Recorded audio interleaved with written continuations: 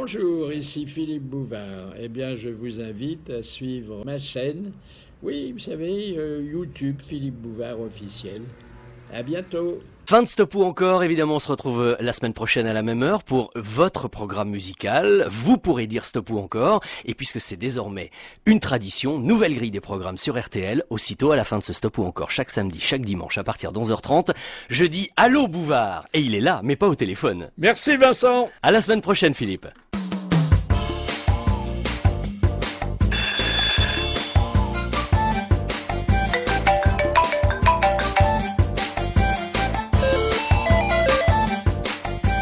11h30, midi et demi sur RTL, votre nouveau rendez-vous avec Philippe Bouvard dans Allô Bouvard, une émission qui vous permet de parler à Philippe Bouvard par le biais du 3210 et de lui poser toutes vos questions. Une tasse de café, les journaux sont sur la table. Bonjour Philippe Bouvard. Bonjour Virginie. Mais il n'y a pas les croissants. Hein. Alors écoutez, je ne vous cache pas que je suis impatient de renouer la conversation.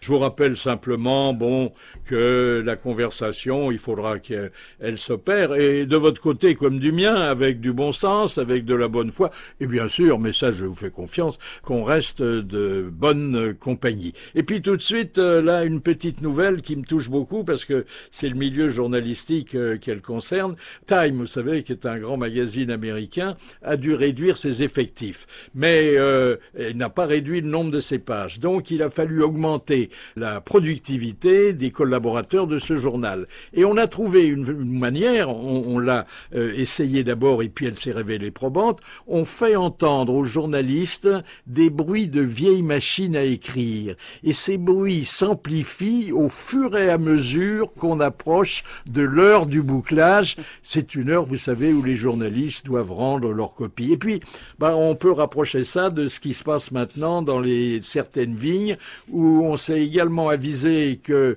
la musique baroque pouvait accélérer la maturation du raisin. Alors, j'imagine là déjà une fresque dans le hall de l'école d'énologie. Ce serait le Philharmonique de Bordeaux qui animerait les vendanges de cheval blanc. Le standard d'Allô Bouvard 3210 pour poser votre question à Philippe Bouvard. Philippe, je vous présente Jacques. Il est retraité à La Roche-sur-Yon et il n'a pas hésité une seule seconde à décrocher son téléphone pour vous poser sa question. Bonjour Jacques. Bonjour Monsieur Bouvard. Alors comment se passe votre deuxième vie? Écoutez, moi, en ce qui me concerne, ça se passe assez bien. Bon, j'ai eu quelques petits ennuis de santé, mais je gère assez bien.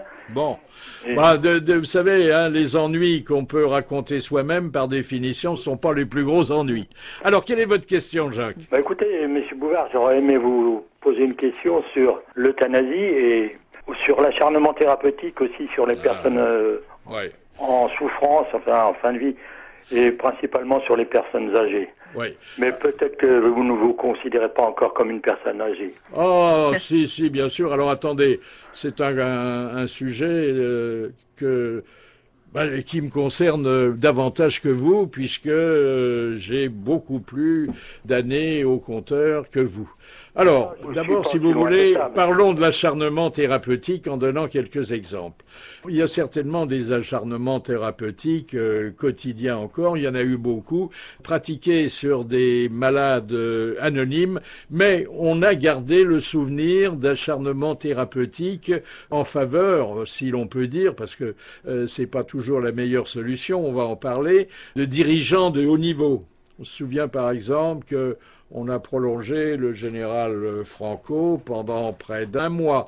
On se souvient que le maréchal Tito a eu droit aussi à un supplément de soins et qu'on a enterré une de ses jambes avant de l'inhumer complètement. Alors, plus près de nous, il y a Vincent Lambert. Plus près de nous, il y a Ariel Sharon. Alors, Ariel Sharon, je voudrais quand même vous rappeler que on l'a maintenu pendant 6 années dans un coma complètement végétatif, où il n'y avait aucune lueur de conscience et aucun espoir de récupération. Vincent Lambert, il est toujours depuis 5 ans dans le coma. Et vous savez que sa famille se déchire en même temps que les praticiens sur l'option qui consisterait à arrêter les soins et l'option qui consisterait à attendre un miracle. Un miracle qui, je voudrais le souligner, se produit parfois. Parce que les annales médicales ont gardé le souvenir d'un homme qui était dans le coma depuis 19 ans, qui a émergé enfin et qui a retrouvé l'usage de la parole, sinon sa motricité. Alors, bon, on peut considérer, et la famille souvent le considère, que un miracle peut se produire, que le coma n'est pas un état définitif, sauf bien sûr lorsqu'il s'accompagne d'un encéphalogramme plat. Ce que je voudrais remarquer, c'est que on parle beaucoup de ce problème et que tous les gens qui s'expriment sur lui sont des gens qui sont en parfaite santé. J'attends en vain le témoignage de quelqu'un, mais peut-être que vous allez nous le donner, qui, à l'âge de 50 ans, a signé le papier demandant que si sa santé se détériorait, il puisse mourir dans la dignité, qui, à 75 ans, un peu moins vaillant, a changé d'avis, mais auquel on ne le demande pas. Vous savez, il y a deux minorités très importantes de notre pays, les enfants et les vieux.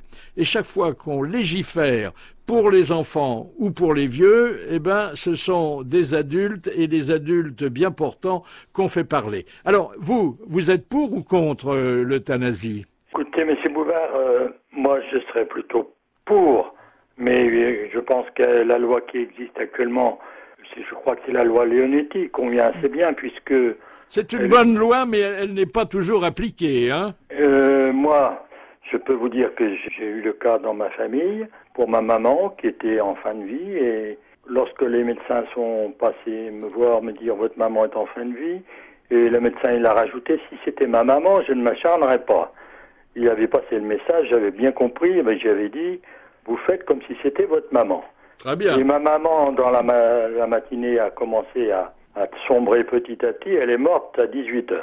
Donc, je pense qu'ils avaient convenu, le corps médical avait convenu, et la famille était d'accord, qu'il fallait abréger ses souffrances. Alors, quand vous dites le corps médical, c'est un des points de friction, et peut-être d'ailleurs le nouveau texte, s'il est bientôt promulgué, changera un petit peu ce qu'avait prévu la loi Leonetti, c'est-à-dire le nombre et la qualité des responsables qui doivent se prononcer sur un éventuel arrêté des soins.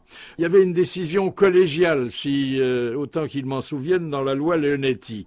Là, est-ce qu'il faut élargir ou restreindre le collège? Est-ce que l'avis de la famille est déterminant? Est-ce qu'on doit aller, parce que je pense que c'est l'arrière-pensée des promoteurs du nouveau texte, jusqu'au suicide assisté?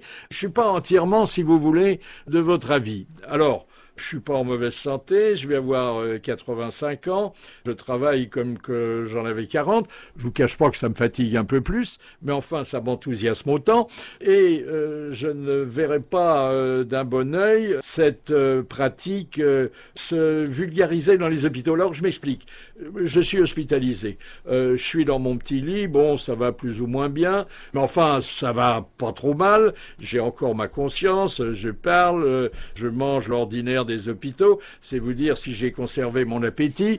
Je sens quand même que on a besoin d'un lit et que on considère que j'ai fait mon temps. Alors qu'est-ce qui se passe?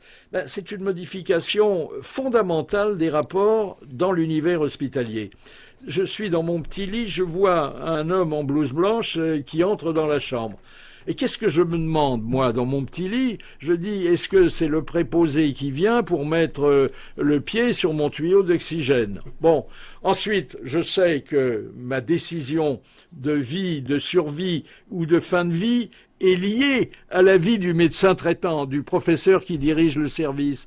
Et alors, chaque fois qu'il entre dans la chambre, qu'est-ce que je pense? Qu'est-ce que j'ai envie de lui dire? Comment me trouvez-vous, docteur? Et s'il fait une moue dubitative, est-ce que je prends ça pour une condamnation à mort? Ça va très loin quand même, vous savez. Monsieur Bouvard, je constate avec plaisir que vous êtes très attaché à la vie et que vous n'avez pas envie de mourir. Donc, Je crois que pour vous, il est hors de question d'abriter vos souffrances dans l'immédiat. Mais ceci étant, moi j'ai connu aussi une autre famille qui avait eu un fils qui était dans le coma depuis 9 ans et c'était d'une manière irrémédiable. Donc je pense que dans ce cas-là, c'était un peu comme Vincent Lambert. Je crois que on a des raisons de se poser la question. Attendez, le cas de Vincent Lambert qui est exemplaire, d'abord parce qu'il est d'actualité, ensuite parce que Vincent Lambert est toujours dans le coma et qu'on continue à lui prodiguer des soins, est intéressant à plusieurs titres. Parce qu'il montre la difficulté qu'il y a à se prononcer, non seulement pour le corps médical, mais également pour les hauts magistrats du Conseil d'État auxquels on a soumis ce dossier. C'est, je veux dire, les mêmes affres, les mêmes angoisses qu'un jury, pardonnez-moi la comparaison, de cour d'assises qui doit décider ou non de la mort des criminels. Alors je vous rappellerai simplement, et ce sera mon mot de la fin, que depuis 1981, les criminels ont la vie sauve. Alors, essayons de la conserver également tant qu'on peut aux grands malades. À suivre sur RTL dans Allô Bouvard, des petites nouvelles, des auditeurs et un seul Philippe Bouvard. Votre nouveau rendez-vous avec Philippe Bouvard, 11h30, midi et nuit sur RTL, Allô Bouvard. Et pour parler à Philippe, 3210, direction Lyon où nous attend Odile. Odile, Philippe a 68 ans et elle est retraitée. Elle a une petite question à vous poser, mais méfiez-vous de vos réponses. Bonjour Odile. Bonjour Monsieur Bouvard. Qu'est-ce que vous faisiez avant d'être retraitée? J'étais dans le médical. Voilà. Bon. Je servais dans le médical, j'ai été infirmière. Ensuite, après, j'ai été surveillante, mais voilà, pendant un certain nombre d'années. Rude métier, hein, c'est pas un métier, c'est un apostolat, hein. Oh, je ne sais pas, oui, je pense qu'il faut l'aimer, ça c'est certain. Oui. Voilà, on va commencer par là déjà. Votre question. Alors, ma question est que pensez-vous, nous sommes en 2014, et que pensez-vous de la parité homme-femme, et notamment dans des postes clés, et puis même dans tous les corps de métier? Pensez-vous que la parité existe entre les hommes et les femmes au niveau professionnel? Bon, je pense que ça fait partie des vœux pieux dans une république qui se veut laïque. Alors, il y a un petit chemin quand même, un bout de chemin parcouru. Par exemple, il y a le droit de vote. Bon, mais vous me direz que le droit de vote, on a quand même attendu 1945 et il a fallu que le général de Gaulle s'en mêle pour l'accorder aux femmes, qu'elles ont droit d'ouvrir un compte en banque seulement depuis 1965. On croit rêver quand même, hein, parce que ce sont des droits essentiels. Alors, sur le plan des salaires, alors là, je dois avouer que on est encore loin du compte, hein. Le salaire moyen d'un homme, c'est 2300 et quelques euros. Le salaire d'une femme, c'est 1800. Il y a un écart de 20%, ce qui est énorme. Est-ce que vous aviez l'impression, vous, quand vous travaillez, que à compétence égale, quelqu'un qui était infirmier, je sais bien que c'est pas exactement la même qualification, mais enfin il y en a aussi, c'est-à-dire qui faisait la clientèle, qui prodiguait des soins, des piqûres, gagnait plus que vous. Non. Alors, on avait cet avantage, étant donné qu'on était assimilés fonctionnaires aussi, et il faut reconnaître que les fonctionnaires, les salaires sont à peu près égaux entre hommes et femmes, et nous, dans le médical, nous avions les mêmes salaires. Bon. Le seul problème qu'il y avait, c'est que dans les postes clés, il n'y avait pas encore beaucoup de femmes. Ça, voilà. Alors, exactement. Donc, la comparaison ne joue que sur 9% des femmes qui ont réussi par leurs compétences à occuper le même poste qu'un homme. Alors là, on peut comparer les salaires et l'écart est beaucoup moins grand, il est de 9%. Mais encore, il est injustifiable puisque c'est le même métier et que c'est le même degré de compétence et de qualification. Alors, il n'y a pas que ça. Bon, les femmes dans la politique. Alors, il y en a pas beaucoup. On les entend souvent parce que elles élèvent plus facilement la voix que les hommes, et puis parce que ce sont des gagneuses, des battantes. Mais regardez, à l'Assemblée nationale, il y a 422 hommes et il y a 155 femmes. Donc, il y a 20% de femmes qu'on a oubliées. Alors, ça vient aussi, il faut quand même le dire, qu'il y a moins de vocation politique chez les femmes. Parce que les femmes ont tendance à privilégier la famille, elles ont envie de faire des enfants avant de faire des meetings. Parfois, elles ont une carrière. Et puis, elles n'ont pas le goût de la politique. On n'a pas su les y intéresser. Peut-être, et je reviens à ce que je disais tout à l'heure, parce qu'on a attendu très tard pour leur donner le droit de vote. Alors, au Sénat, bon, il y a 271 hommes, il y a 77 femmes, 22% donc de différence. Dans les conseils d'administration, ça a un peu évolué. Il y a 30% de femmes. Mais d'ailleurs, il faut rapprocher ce chiffre des 30% de femmes qui sont chefs d'entreprise. Alors peut-être parce que là aussi, c'est plus difficile de s'imposer et que les milieux professionnels sont très souvent des milliers d'hommes. Vous l'avez constaté, hein ? On va dire un peu macho. Excusez-moi. Un peu macho. Mais non, mais attendez, on ne peut pas aborder le problème sans utiliser ce mot. Alors, à l'Académie. Alors, l'Académie, elle a attendu près de 450 ans après sa création pour admettre la première femme, qui est d'ailleurs venue que 2 fois, qui était une grande romancière, mais qui habitait à l'autre bout du monde, qui était Marguerite Yourcenar. Et aujourd'hui, on n'a encore que 6 femmes pour 34 académiciens. Donc là, elles ont un retard de 13%. Et puis le Panthéon. Alors vous me direz, bon, le Panthéon, c'est pas une situation très enviable. Sauf que, il y a eu une demande des syndicats d'enseignants qui trouvent que les femmes sont insuffisamment représentées dans les manuels scolaires. Et on avait d'ailleurs fait la même critique à propos des noms de rue, parce qu'il est très rare qu'une femme ait droit à sa rue. Alors au Panthéon, pour en finir avec cette dernière demeure, mais qui est quand même prestigieuse et bien située, il y a 70 hommes et il y a 4 femmes, donc là c'est vraiment très insuffisant. Et vous savez qu'il y a eu des pétitions qui ont été lancées pour savoir quelle femme pourrait être admise au Panthéon.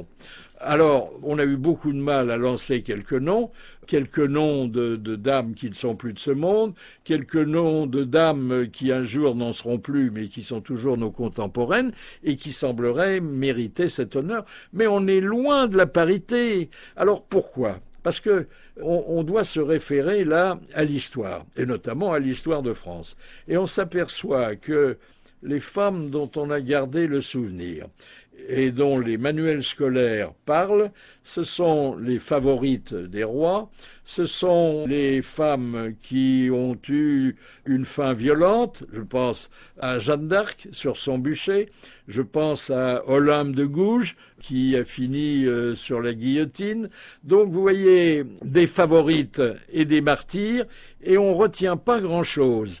Dire que, bon, Jeanne d'Arc a été aussi un chef de guerre, c'est le seul, bien sûr, et on le comprend. Donc, alors, si on élargit ça, bon, il y a Cléopâtre, mais c'est parce qu'elle avait un grand nez. Donc, vous savez, on ne peut pas rendre justice aux gens qui ont été maltraités sur ce plan-là de leur vivant. C'est-à-dire qu'à l'époque où, alors, on n'était pas macho, les femmes n'existaient pas, sauf pour le plaisir des hommes et quelquefois pour leur violence. Eh bien, on ne leur a pas fait la place qu'elles méritaient dans la société, et dans l'histoire, on les a oubliées. Alors, qu'est-ce qu'on peut faire ? Il faudrait admettre des anonymes méritantes ? Peut-être. Vous savez, vous avez beaucoup de femmes compétentes et qui se trouvent, je vois même dans le milieu médical, pour en parler, je reviens là parce que c'est quand même mon expérience, les femmes sont tout aussi compétentes pour occuper des postes clés, et quoi qu'il en soit, encore maintenant, même quand on dit qu'il y a des concours et tout ça, malgré tout, on donnera de préférence la place à un homme qu'à une femme quand même. Hein. Alors, on en est encore là en 2014. J'ai une idée pour peupler le Panthéon, et d'ailleurs, elle a déjà exploité au moins une fois, puisque à côté d'un ancien président de la République, Sadi Carnot, on a, par dérogation spéciale, enterré à côté de lui son épouse. Eh bien, ce serait de se souvenir que, à l'ombre d'un grand homme, et souvent, ayant beaucoup participé à sa réussite, il y a toujours une femme dévouée, aimante. Voilà la proposition que je fais. Merci Odile. Merci, c'est moi, Monsieur Bouvard. Merci beaucoup. Sur RTL, la nouvelle émission de Philippe Bouvard, Allô Bouvard, le samedi et le dimanche de 11h30 à 12h30. À tout de suite. Sur RTL, 11h30, 12h30, Philippe Bouvard dans Allô Bouvard, votre nouvelle émission, Philippe, et les auditeurs de RTL se bousculent au 3210 pour vous parler. C'est le cas d'ailleurs de Dominique au féminin que l'on accueille. Dominique a 61 ans, elle est artisan à Paris et avec elle, il va falloir sortir votre parapluie, Philippe. Bonjour Dominique. Bonjour Monsieur Bouvard, quelle joie de vous entendre à nouveau sur les ondes. Moi aussi, ça me fait plaisir. Alors, quelle forme d'artisanat exercez-vous ? Ah, un petit peu particulier, des abat-jours sur mesure. Oh. Oui. Et voilà, donc baisse un peu l'abat-jour. Oui. Ah, c'est joli l'abat-jour. Est-ce que ça continue autant parce que parfois il y a des modes. Bon, mais comme les luminaires ont disparu du plafond, je suppose qu'il y a davantage de lampes à abat-jour. Des lampes à poser avec les abat-jours. Les clients m'apportent leurs objets, on les monte, on les électrifie et on choisit ensemble la forme qui leur plaît, la matière, la couleur, voilà. Alors, votre question, Dominique. Alors, écoutez, ma question, elle est un peu météorologique. Je me suis interrogée sur le fait qu'à chaque fois que M. Hollande se manifeste quelque part en France ou ailleurs, un déluge se produit. Alors, ça m'a un peu interpellé et je voudrais connaître votre sentiment là-dessus. Alors, je crois qu'on pourra résumer son quinquennat par une formule. Il n'a pas séduit, mais il a beaucoup plu. À propos, vous pourriez monter Hollande en abat-jour, non Mais écoutez, en lui dégageant un peu la nuque, peut-être, et puis, voilà, le haut en porte-manteau et le bas en porte-parapluie. C'est pas de moi, c'est pas de moi. Alors, on pourrait nous reprocher, là, d'évoquer ensemble un sujet très anecdotique. Mais lorsque on prend conscience de la place prépondérante que la météo tient dans notre vie quotidienne et dans nos médias, ça rejoint les sujets de société. Alors, qu'est-ce qui se passe ? C'est vrai, quand le président sort, est généralement très mal protégé, parce qu'il n'a pas conscience du danger, ni même de la détérioration de la situation. On le voit chaque fois qu'il annonce qu'il maintient un cap qui ne débouche sur rien. Les intempéries redoublent.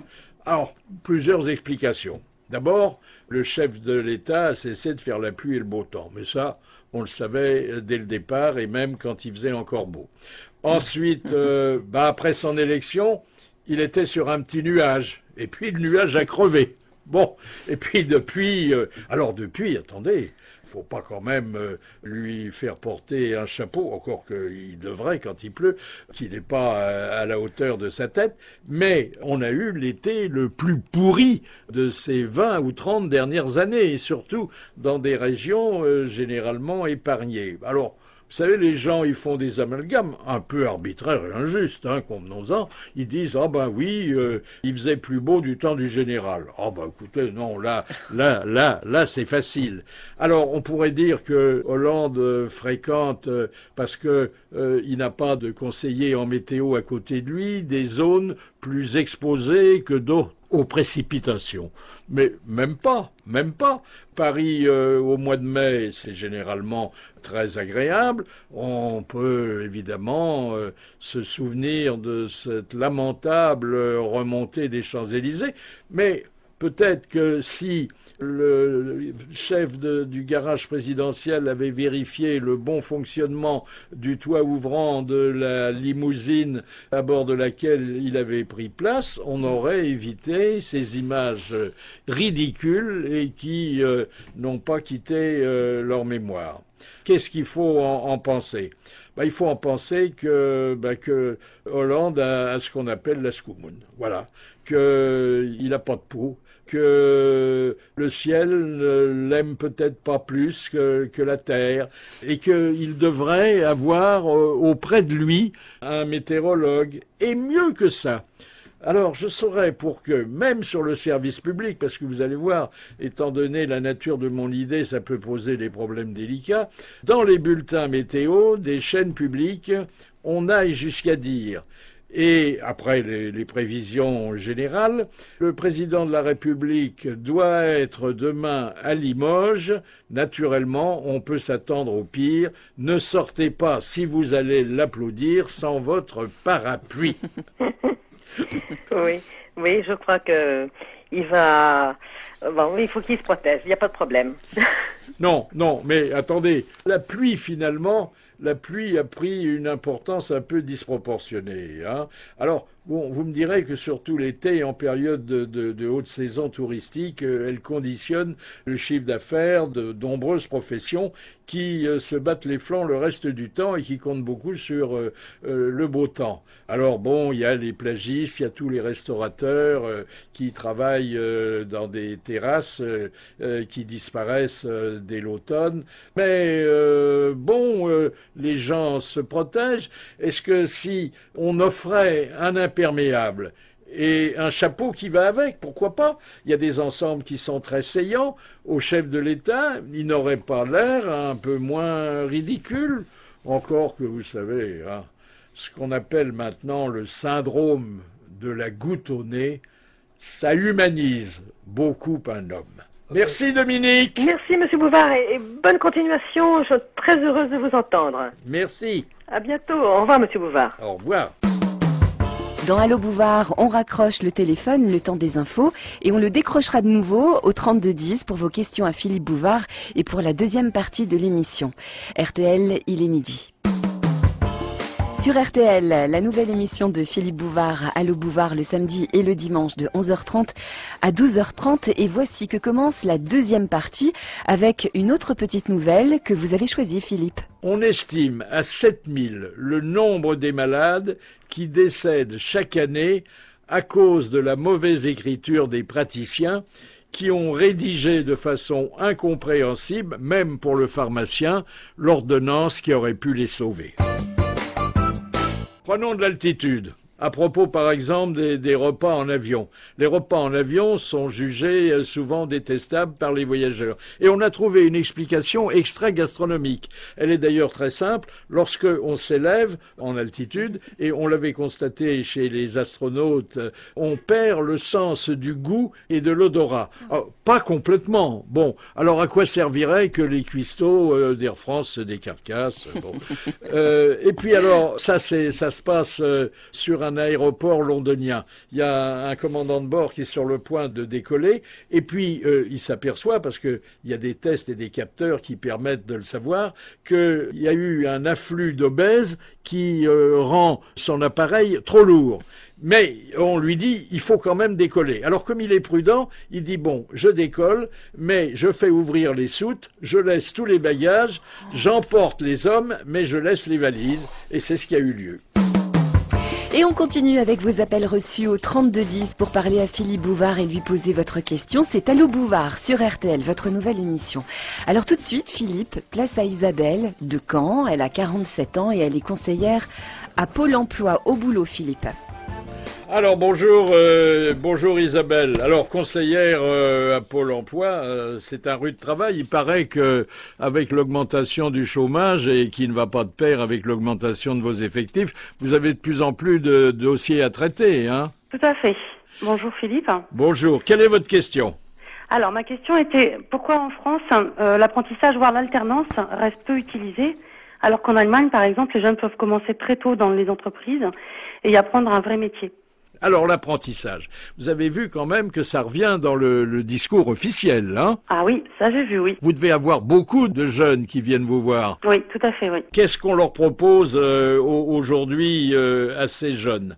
D'abord, on leur propose de quitter l'école un peu plus tard qu'ils ne la quittaient précédemment.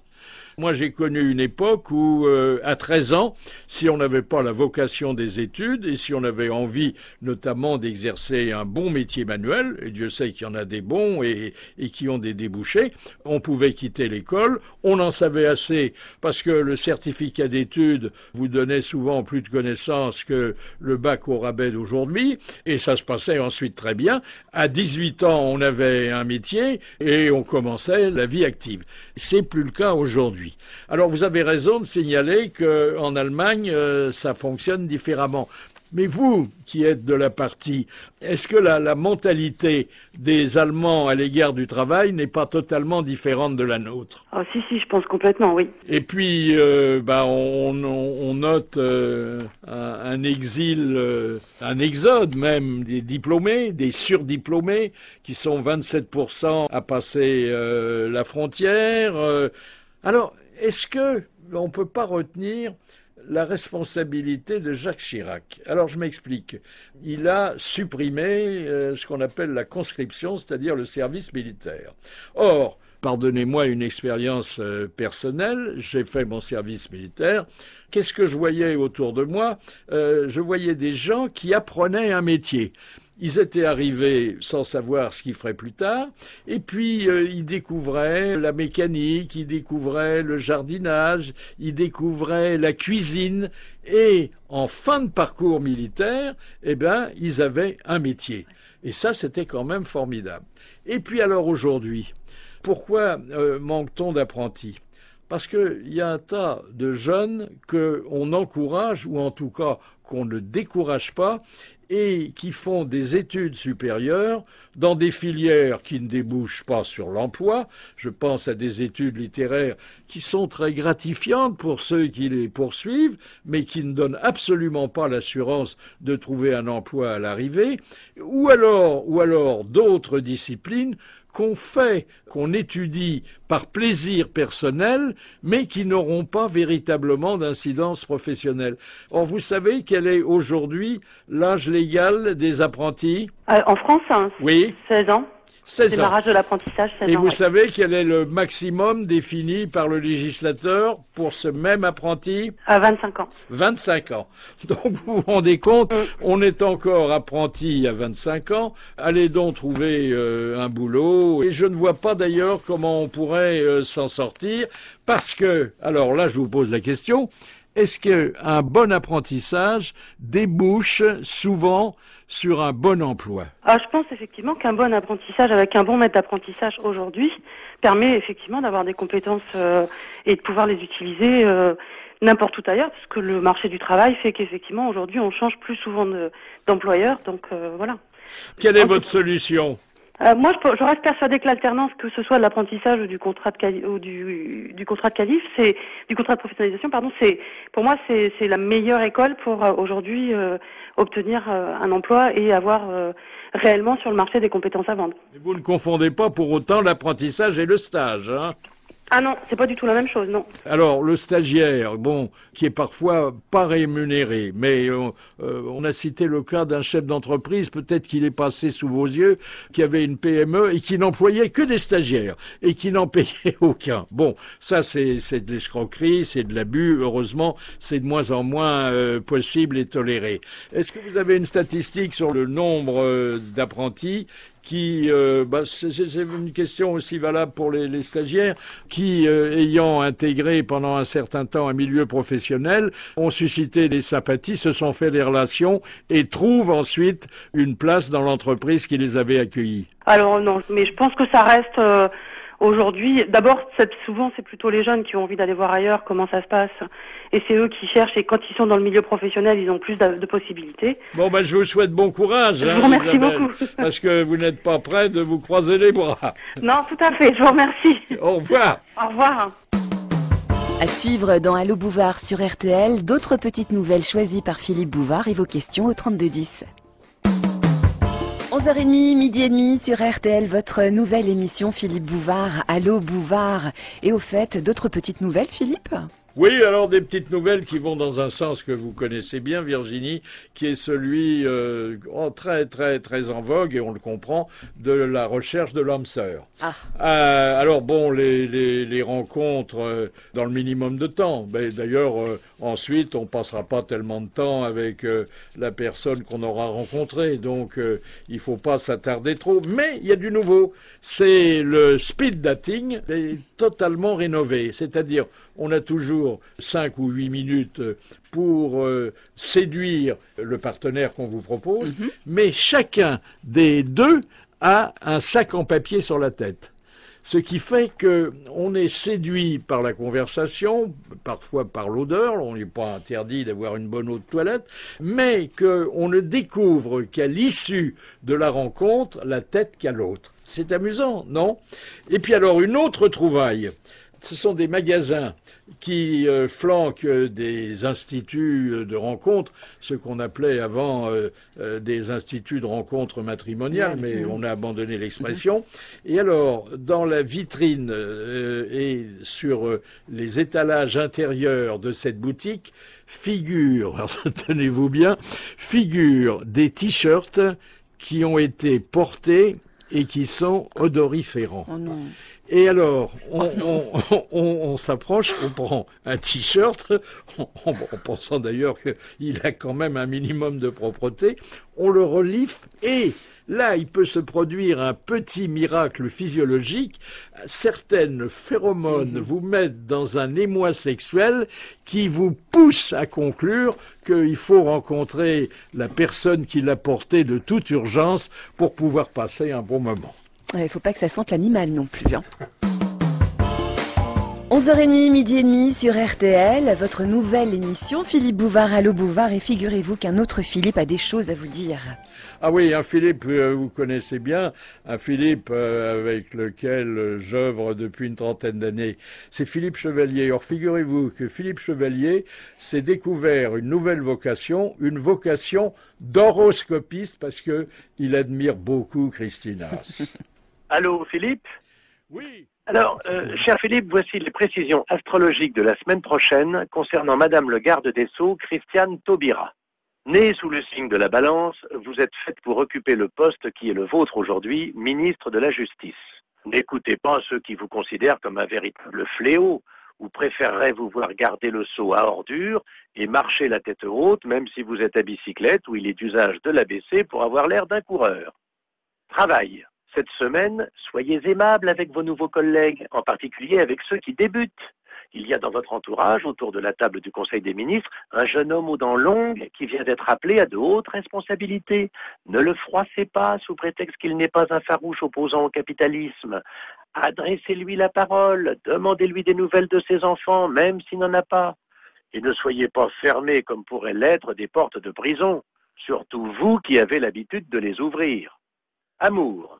C'est une période riche en rebondissements qui vous attend dans les prochains jours. Votre ascendant bulldog, associé au signe chinois buffle des îles, est en trigone vertueux avec une forte poussée de Vénus dans votre lune en carré. Ne jouez pas au loto, vous ne gagnerez rien. En revanche, qu'est-ce que vous allez décrocher comme timbale sur le plan sentimental? Le président en personne se demandera, en admirant votre sourire éclatant, s'il ne s'est pas trompé de lunettes, tandis que Jean-Marie Le Pen vous regardera d'un autre œil à la télévision. Santé. Votre forme est excellente.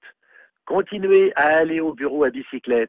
C'est très bon pour votre circulation et la circulation parisienne en général. En plus, vous faites des économies d'essence, ce qui est bon pour votre image, à condition de dire aux chauffeurs des deux voitures qui vous suivent de prendre davantage de distance. Votre mental est au beau fixe. Toute la semaine, vous serez gai, gai, gai, comme un mariage. Alors vous saviez peut-être pas, mais la mer Méditerranée se vide autant de ses petits poissons que la France de ses gros contribuables. Et c'est une situation à laquelle il faut remédier, car la qualité de l'eau est en cause. Or, on a fait parallèlement une découverte comme quoi l'urine humaine contenait la même proportion de sodium que l'eau de mer.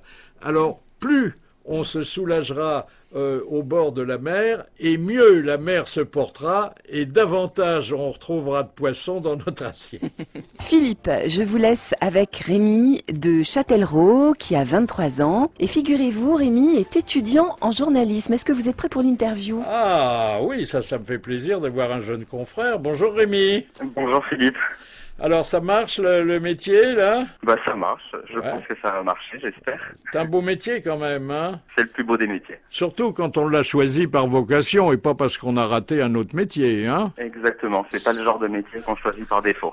Quelle est votre question? Alors moi ça concerne la Côte d'Azur, parce que je sais que vous êtes très attaché à la Côte d'Azur, et je voulais vous demander si la Côte d'Azur était encore pour vous un territoire français.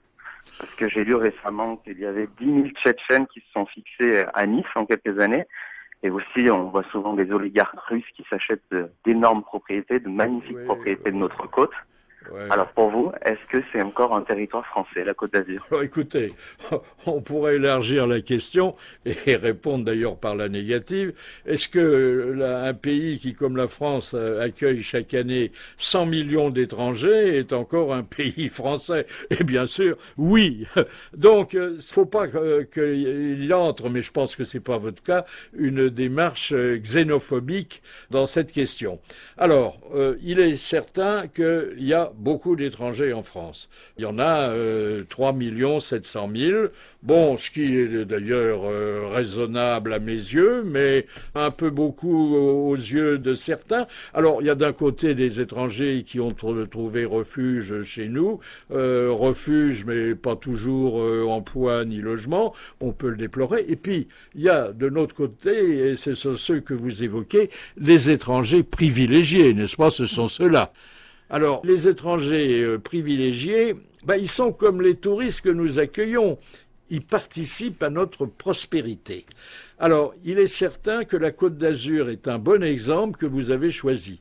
C'est un bon exemple parce que il y a une attractivité qu'on ne trouve pas dans toutes les régions. Il y a une tradition d'hospitalité. Il y a, de façon plus récente, des Arabes, des Russes, notamment des Tchétchènes. Pourquoi? Parce que c'est un beau pays. Et d'ailleurs, on l'a vu lorsque les rapatriés d'Afrique du Nord se sont portés massivement dans cette région pour se réinstaller. Alors aujourd'hui, qu'est-ce qui se passe? Ces gens-là ont beaucoup d'argent. On ne sait pas toujours d'ailleurs comment ils l'ont gagné, mais bon, il paraît que ça n'a pas d'importance. Ils ont maintenu l'immobilier à des prix très élevés, parfois prohibitifs, ce qui est d'ailleurs pas toujours bon. Les vendeurs et les agents immobiliers s'en réjouissent, mais les gens qui cherchent à se loger décemment et qui trouvent des biens trop chers voudraient bien que ça baisse un peu. Alors, vous me direz que c'est quand même dans le haut de gamme qu'ils ont fait monter les prix. Et je voudrais donner une précision. Savez-vous la région de France où on recense le plus d'étrangers résidents? Au hasard, je dirais l'Île-de-France. Non, c'est pas là. Figurez-vous que c'est Monaco, toujours sur la Côte d'Azur, puisque avec une population d'autochtones de 7500 personnes, Monaco a trouvé le moyen d'accueillir à titre permanent 25 000 résidents. Et naturellement, ces résidents ont fait flamber les prix à telle enseigne que la principauté détient le record des prix en matière d'immobilier. Mais c'est complètement fou.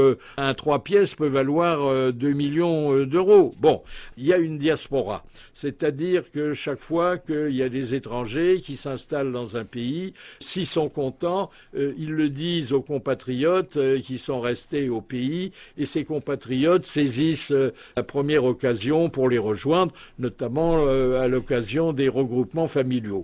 Tout ça, c'est normal. Alors, vous me direz, est-ce qu'ils mettent la main basse sur la France? Est-ce que, comme certains l'ont dit et l'ont écrit, on a vendu notre cher et vieux pays à la découpe?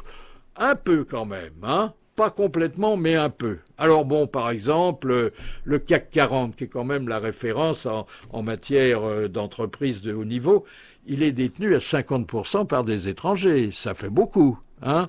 Le parc d'hôtels de luxe à Paris, qui ne cesse de s'enrichir. Il n'y a plus qu'un seul hôtel qui est possédé par un groupe français. Bon, ça donne à réfléchir. Alors bon, mais ça, nous sommes dans un pays de capitalisme, même si depuis 81 ce capitalisme est devenu honteux, eh bien c'est la loi, on vend des biens immobiliers, on vend des biens commerciaux et industriels. Or tous ces gens qui viennent d'autres pays avec des fortunes et qui achètent des biens très chers sont des créateurs d'emplois et des mainteneurs d'emplois. Donc, est-ce que vous iriez jusqu'à dire qu'il y a trop d'étrangers et qu'il faut rendre la France aux Français, ou est-ce que, comme moi, vous pouvez conclure que, dans le fond, ça n'est pas un péril en la demeure et que ça peut participer à la prospérité du pays? Je vais plus dans votre sens. Je dirais tant que ça permet de faire profiter la France et les Français, c'est parfait. Merci beaucoup Rémi, et je vous souhaite une belle carrière. Merci beaucoup. Sur RTL, la nouvelle émission de Philippe Bouvard, Allô Bouvard, le samedi et le dimanche de 11h30 à 12h30. À tout de suite. Ah, vous savez, j'ai un faible pour les petites inventions qui agrémentent notre vie quotidienne. Parce que chaque fois, il y a quelque chose ou de drôle ou de vraiment utile. Alors, par exemple, vous avez fait un bon repas, bien arrosé. Vous voulez pas vous gâcher le palais, comme on dit. Eh bien, on vient de sortir un dentifrice au vin rouge.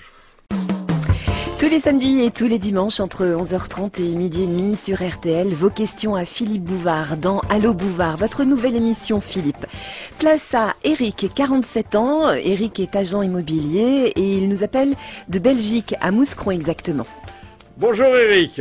Cher monsieur Bouvard, comment allez-vous? Eh bien, bien, écoutez, je pense que votre question va, comme disait Guy Lux il y a quelques années, faire progresser un schmilblick. J'espère en tout cas que grâce à votre grande culture et à votre talent, vous allez pouvoir me donner une réponse.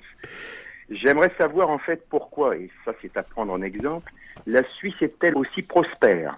Alors, sans doute avez-vous été alerté par la publication du salaire moyen oui, qui est là-bas de 4 900 €. Et donc ils sont riches. Ce qui laisse rêveurs les Français. Hein. Il y a beaucoup de raisons pour ça. Alors, peut-être des raisons historiques. La Suisse est un pays neutre. Bon, elle n'a donc jamais eu de guerre. Elle a même profité des conflits pour accueillir des gens et surtout des fonds. La Suisse ne fait pas partie de l'Europe, alors peut-être qu'elle n'a pas de contribution à payer. La Suisse, et pour cause, n'a pas de marine. Bon, en dehors de quelques bateaux qui naviguent sur le lac Léman, c'est toujours une économie. Elle a une toute petite armée, et puis la Suisse travaille beaucoup. Alors, je peux vous dire, pour être allé en Suisse récemment, et avoir posé la question, comme vous me la posez au chauffeur de taxi qui me conduisait, je lui ai dit, alors, et la crise, est-ce que vous la ressentez? Et qu'est-ce qu'il m'a dit, ce brave homme? Et souvent, vous savez, les chauffeurs de taxi sont non seulement des relais d'opinion, mais des observateurs très attentifs de notre société.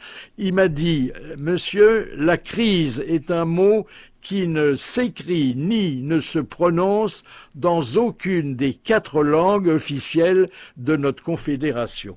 Ils ignorent le mot parce qu'ils ignorent la chose. Alors, bon, ils travaillent beaucoup, il y a peu de chômeurs, ils se prononcent très régulièrement sur les problèmes de société. Il y a 4 votations, comme ils les appellent, principales par an, mais il y a des votations qui sont régionales et locales, c'est-à-dire que le gouvernement suisse navigue à vue, le président de la Suisse change chaque année, c'est-à-dire si on n'en est pas content, au bout d'un an, on peut lui dire au revoir, ça laisse rêveur. Il y a une industrie qui est en plein développement, un commerce extérieur qui est, alors là aussi, ça va nous rendre envieux et nostalgiques, qui est en hausse et qui est positif à hauteur de plusieurs dizaines de milliards. Vous me direz combien de milliards? 19 milliards. Alors quand on sait ce que la France perd dans cette balance, ça laisse rêveur. Et puis, il y a les lois du travail et la protection sociale. Bon, alors, les Suisses, d'ailleurs, s'estiment bien protégés, mais ils partent pas à la retraite avant 64 ans pour les femmes et 65 ans pour les hommes. S'ils veulent travailler plus tard, rien ne s'y oppose. S'ils veulent faire des heures supplémentaires, on les y encourage. Et alors, il y a beaucoup de Français qui sont allés chercher refuge en Suisse. Alors qu'est-ce qu'on peut citer? Quelques Rothschild, la famille Peugeot. On peut citer aussi les actionnaires de Carrefour et la grande distribution qui souvent va sur les bords du lac Léman. On peut citer alors Sébastien Loeb, on peut citer Johnny Hallyday, on peut citer Alain Prost, Alain Delon, Charles Aznavour. Enfin, attention, ce sont des gens qui d'abord ne se sont pas installés en Suisse depuis 2 ans et demi et qui ensuite ont préféré cette villégiature pour des raisons uniquement climatiques. Parce que finalement, on paye quand même des impôts en Suisse. Sauf que là, il y a un régime totalement différent et qu'on est en train de peaufiner et qui consiste non pas à être imposé sur le revenu, mais imposé sur son train de vie. Et souvent d'ailleurs, c'est beaucoup plus probant de savoir comment les gens vivent, quels sont les signes extérieurs de richesse, que de savoir l'argent qu'ils ont pu mettre de côté. Alors, est-ce que vous pensez, Eric, qu'un jour la France pourra non pas damer le pion à la Suisse, mais au moins disposer d'une partie de sa prospérité? Ça semble mal parti, non? Elle devrait en tout cas en prendre bien des exemples au lieu d'être un petit peu donneuse de leçons à chaque fois, que ce soit pour l'Allemagne, la Suisse ou d'autres pays. Je suis installé en Belgique depuis peu de temps. Je pense d'ailleurs à vous régulièrement, parce que je passe souvent devant des chocolatiers. Je ne manquerai pas, bien sûr, à mon prochain passage parisien de vous en déposer une petite boîte. Et j'imagine que le taxi en Suisse a dû s'arrêter devant un chocolatier avec votre version officielle d'en offrir à vos petits-enfants. Merci Eric, merci beaucoup. Au revoir. Bonne émission et bonne rentrée, à bientôt.